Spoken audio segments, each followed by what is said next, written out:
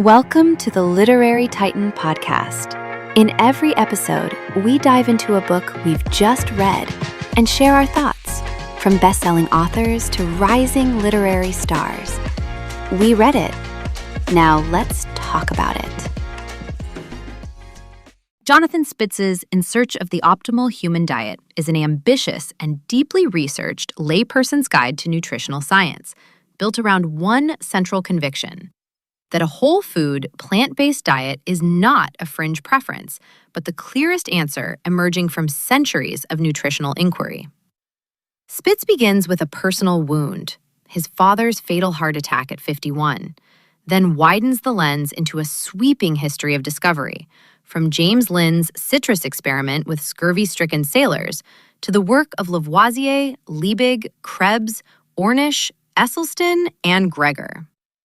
The book moves from deficiency diseases to diseases of excess, from vitamins and macronutrients to the microbiome, ending with a firm argument for fruits, vegetables, legumes, whole grains, nuts, seeds, and a conscious avoidance of animal and heavily processed foods. What I found most compelling is the book's insistence that nutrition is a story of hard-won knowledge, not casual advice.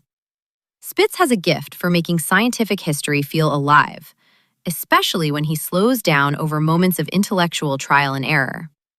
Linn's oranges and lemons, Lavoisier's calorimeter, Magendie's unsettling dog experiments, and Krebs's painstaking mapping of metabolic cycles all become part of a larger human drama, the body gradually yielding its secrets to measurement, curiosity, and revision.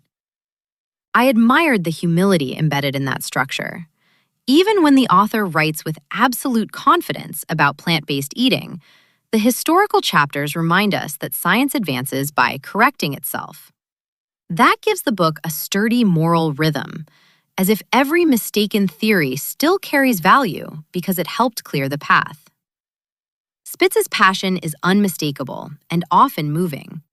The sections on observational and interventional studies, especially the discussions of wartime Norway, the China study, Ornish, Esselstyn, and plant-based diabetes interventions, make a persuasive cumulative case. Phrases that cast opposing voices as unserious or contaminated by industry influence may satisfy readers already inclined to agree. I appreciated the author's practical honesty in places like the appendix on vitamin B12, where he acknowledges that a plant-based diet requires supplementation in the modern world. That kind of candor strengthens the argument because it admits that an ideal diet still has real-world obligations. The book is at its best when it braids biography, chemistry, and public health into one flowing narrative. It can be dense, sometimes almost encyclopedic, yet I rarely felt that the detail was merely decorative. Spitz writes like someone who has lived with these ideas for decades, and his conviction gives the material warmth. The conclusion returns to that personal beginning with satisfying emotional force.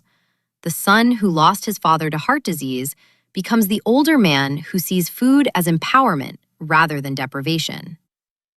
I'd recommend In Search of the Optimal Human Diet to thoughtful general readers, plant-curious eaters, health professionals open to nutrition-centered prevention, and anyone who wants a serious, historically grounded case for whole food, plant-based living. Thanks for joining us on the Literary Titan podcast. If today's review sparked your interest, be sure to pick up a copy of the book and experience it for yourself. If you enjoyed the episode, don't forget to subscribe, leave a rating, or share it with a fellow book lover. Until next time, keep reading, not just to escape, but to grow.